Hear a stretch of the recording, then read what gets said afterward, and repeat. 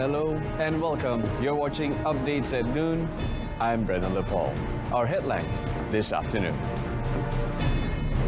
Meaty Choices accelerate booster dose uptake.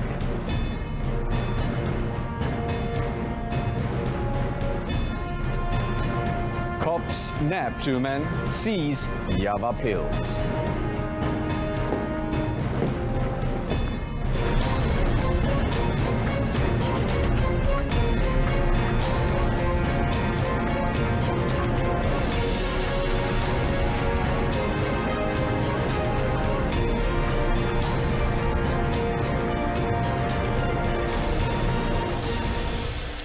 The Ministry of International Trade and Industry, Meaty, will arrange a meeting between the Ministry of Health, MOH, and industrial players to accelerate the uptake of booster doses among workers in the manufacturing sector.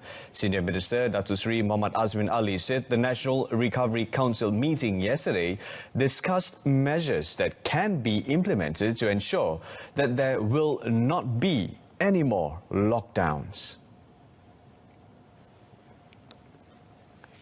Mereka merupakan tulang belakang kepada ekonomi negara dan kita mengambil keputusan untuk memberikan suntikan.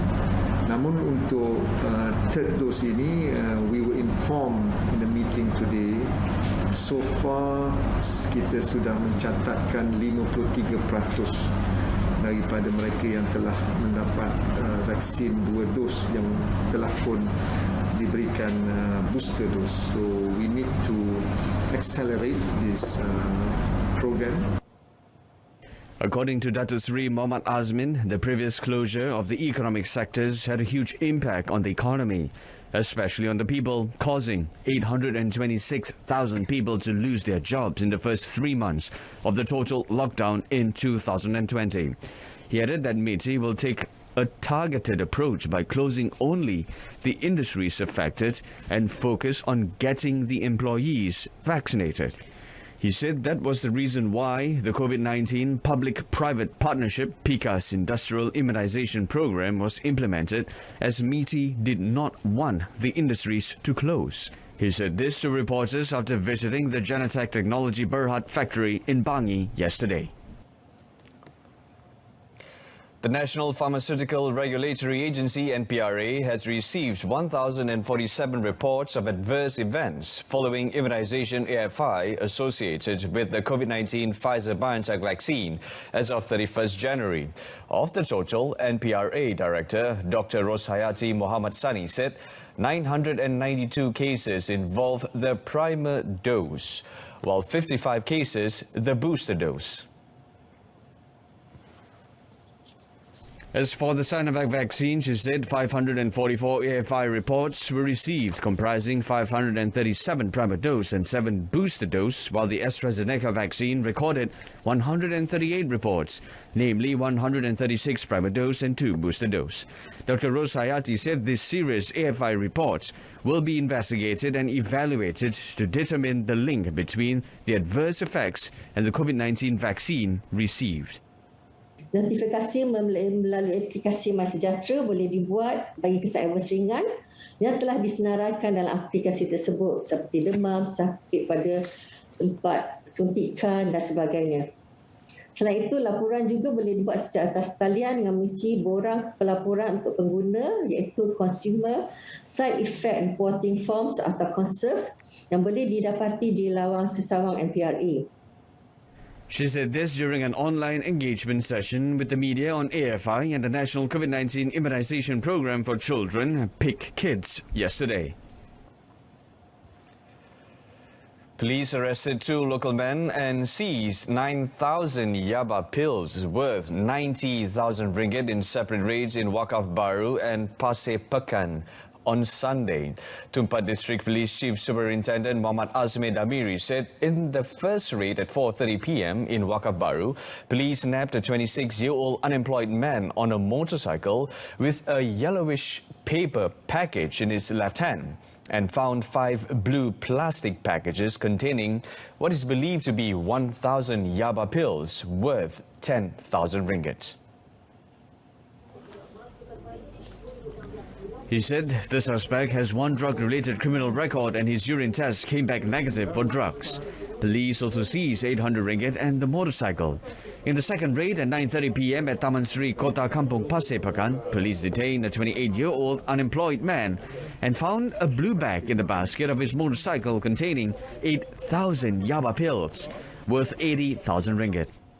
Dan hasil daripada pemeriksaan, kita ada potensial yang diduduki oleh lelaki tersebut telah pun menyumpai di dalam sebuah beg sejumlah 8,000 butir pil yang disyaki sebagai dadah. Dan kes ini juga disiasat di bawah Seksyen 39B ADB 1992. Briefing reporters yesterday, Muhammad Azmi added that both suspects have been remanded for 7 days until 13th February. Armed Forces ATM personnel have arrested 12 Indonesian illegal immigrants who were hiding in the jungle in Tenggaro near Kota Tinggi, Johor yesterday. According to the ATM, the detained immigrants were all men aged from 18 to 45. In a statement, the ATM said they acted on information from villagers and a quick reaction force QRF team was deployed to the jungle, which is under the jurisdiction of the 7th Brigade of the Malaysian Infantry. It said the team also found a bag believed to be left by other illegal immigrants who managed to escape, adding that the bag contained cannabis and methamphetamine. ATM said the immigrants were later brought to the Tanjung Sepang Tactical Headquarters for documentation. They were then sent to the Sungai Ringgit Health Clinic in Pengerang near Kota Tinggi for COVID-19 screening and tested negative. A police report was lodged at Sungai Ambat Police Station on illegal entry, while another report was made at Bayu Damai Police Station in Pengerang related to the drugs. The ATM said the team also seized around 1,000 ringgit in cash from the immigrants who were later handed over to the Immigration Department. In addition, the ATM said the QRF team, Armed Forces, drone team and the Navy have been mobilized to track any remaining immigrants who could be hiding in nearby areas. The public has been reminded not to conduct open burning activities in the current hot and dry weather, as the country is experiencing the second phase of the northeast monsoon until mid-March. The Department of Environment, DOE, in a statement said during the period, the country will see a decline in rainfall distribution, resulting in hot and dry weather conditions in peninsular Malaysia. The statement read that during this period, there is a concern of an increase in open burning incidents, especially in areas such as peatlands and landfills, as well as an increase in cases and complaints of open burning in illegal landfills, residential areas or neighborhoods. In this regard, DOE called for strict enforcement action to address the issue of open burning and air pollution. It said those convicted of committing open burning can be fined up to 500,000 ringgit or jailed for a term not exceeding 5 years, or both, under Section 29, Subsection A of the Environmental Quality Act 1974, adding that compounds of up to 2,000 ringgit can also be imposed for each offence. A storm wreaked havoc in Pulau Pinang yesterday, uprooting trees and damaging roof structures, but without causing any casualties. State Environment and Welfare Committee Chairman P. Bun Po said the Malaysian Civil Defence Force APM team reported that trees were uprooted in several areas, including Jalan Zainal Abidin, the roads to Bukit Bendera and Jalan Tengku in the 5 p.m. incident. P said so far 16 areas have reported fallen trees, where in Jalan Tengku a tree fell on a car but no one was in the vehicle or nearby at the time of the incident. He said the food court building near the Sungai Ara mini stadium was badly damaged after part of its roof was ripped off. P added that the torn roof structure had hit several vehicles in a parking area, but no one was injured. A trader at the food court in Sungai Ara, Razak, who is in his 30s, said The storm swept in very fast, and some customers enjoying a meal there were suddenly lashed by heavy rain and strong winds. Earlier, the Meteorological Department met Malaysia reported that residents in Kedah, Pulau Pinang, Perak, Kelantan, Terengganu, Pahang, Sabah and Sarawak were advised to be vigilant following forecast warning of thunderstorms and heavy rain on Tuesday night. The inclement weather was predicted to affect all parts of Pulau Pinang and Perak until last night. A newborn baby boy was found dead with an injury to his chest after he was believed to have been stabbed with a sharp object at a house in Felkra, Seri Bandi, Chukai in Kemaman, 126 kilometers from Kuala Terengganu yesterday. Kemaman District Police Chief Superintendent Hanyan Ramlan said the police received a report on the incident at about 10 a.m. and rushed to the scene. Kesihatan awal kita, bayi ini dilahirkan oleh seorang perempuan di bawah umur, cukup sifat dan sudah ditemui mati. So dalam kesihatan awal kita akan pernah menahan satu perempuan Melayu berusia 15 tahun, dan tindakan awal kita akan buat kesihatan awal, punca kejadian. Walaupun penahanan seorang wanita telah dibuat.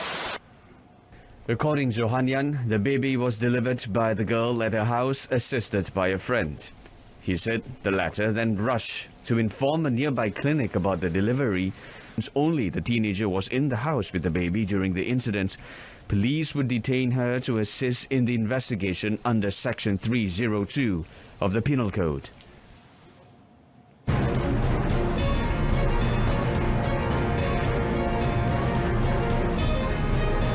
Coming up next, Selangor will not close any sector unless cases worsen. Stay with us.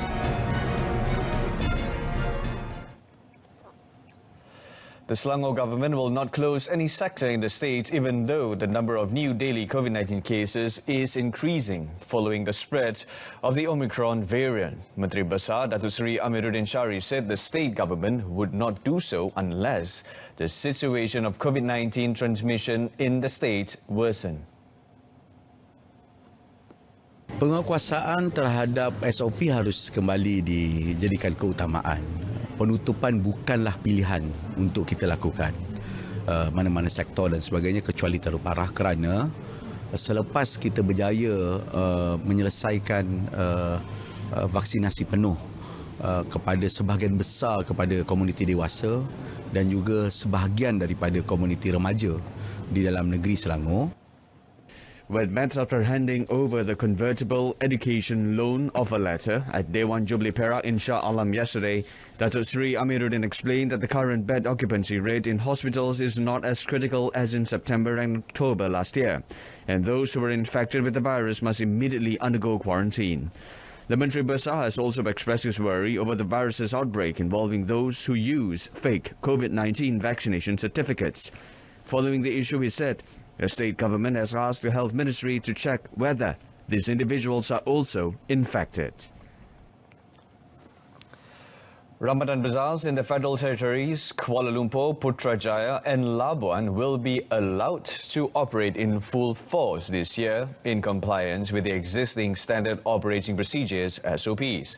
Federal Territories Minister Datuk Sri Dr. Shahidan Kasim said licenses to operate the Ramadan Bazaars will be issued to individuals who intend to do business to drive economic activities in the Federal Territories. Pasar Ramadan kita akan membuka seluas-luasnya kepada mereka yang ingin berniaga untuk mengelakkan daripada orang cuba berniaga lesen. Jadi kalau kita bagi lesen, dia kena berniaga. Dia tak boleh bagi orang lain berniaga. Dalam keadaan sekarang ni, pasca Covid, kita tahu bahawa kita harus gerakkan aktiviti ekonomi. He said this to reporters after inspecting the Putrajaya Agro Bazaar and Food Truck Carnival yesterday. Commenting on concerns regarding the rise in COVID-19 cases, Datuk Sri Dr. Shahidan said the ministry is monitoring the situation closely and advises people to avoid crowded public places to prevent the spread of COVID-19. Last year, the operation of Ramadan Bazaars was permitted, but only in some areas in all federal territories under strict SOPs. including entry and exit controls as well as physical distancing.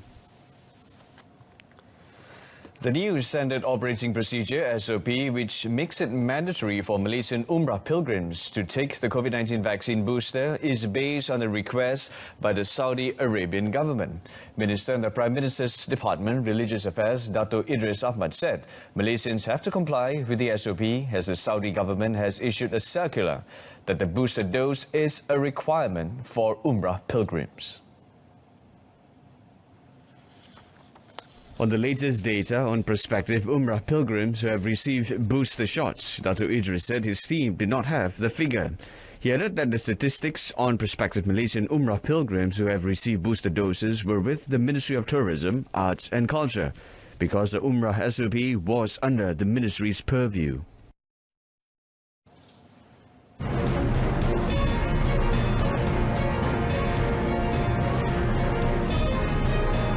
Still ahead, Italy starts rolling out Pfizer COVID-19 pills. Hong Kong government said it is planning to provide a cash subsidy to people who have lost their jobs in light of the latest COVID-19 outbreaks, adding it will change laws to tackle labour issues arising amid the pandemic. Chief Executive Carrie Lam said on Tuesday that 10,000 Hong Kong dollars will be handed out to each affected individual as part of the 6th round of anti-epidemic relief fund involving a total of 26 billion Hong Kong dollars.